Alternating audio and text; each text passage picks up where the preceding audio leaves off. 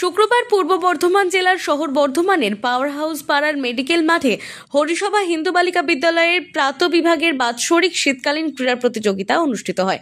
পুরস্কার বিতরণী অনুষ্ঠানে উপস্থিত ছিলেন বর্ধমান দক্ষিণ বিধানসভার বিধায়ক খোকন দাস সহ বিদ্যালয়ের পরিচালনা সমিতির সভাপতি সহ বিদ্যালয়ের শিক্ষিকা এবং অশিক্ষক কর্মীরা এবং ছাত্রীরা।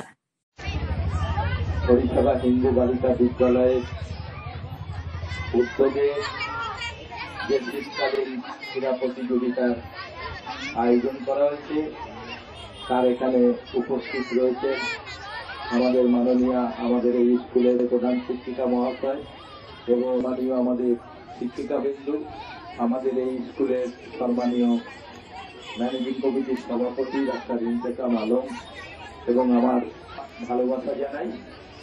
আমি বেশ 2-3 বছর ধরে এই কোর্সে আমি এখানে শীতকালীন প্রতিযোগিতায় আমি অংশগ্রহণ আসছি। আজকে বেশ কয়েকটা স্কুলে অনুষ্ঠান চলছে।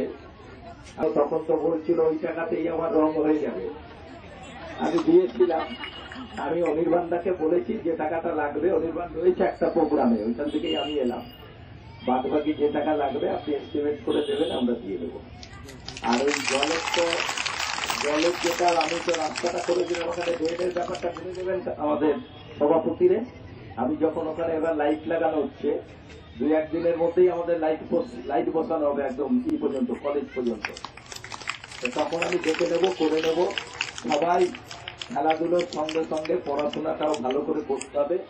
এখন সুভাষপল্লীর এই হরিসভা হিন্দু বালিকা বিদ্যালয়ের অনেক পড়াশোনায় অনেক ভালো, আমরা তো খোঁজ খবর রাখি, ভালোই পড়াশোনা হচ্ছে। সবাই মিলে খেলাধুলাও করো, পড়াশোনাও করো, তাহলেই নিজের ভবিষ্যৎ তৈরি হবে। সবাইকে এইভাবে নিজেকে সবকিছুর মধ্য দিয়ে নিজের ভবিষ্যৎ। পূর্ব বর্ধমান থেকে রাজীব মণ্ডলের রিপোর্ট, আনন্দ বার্তা।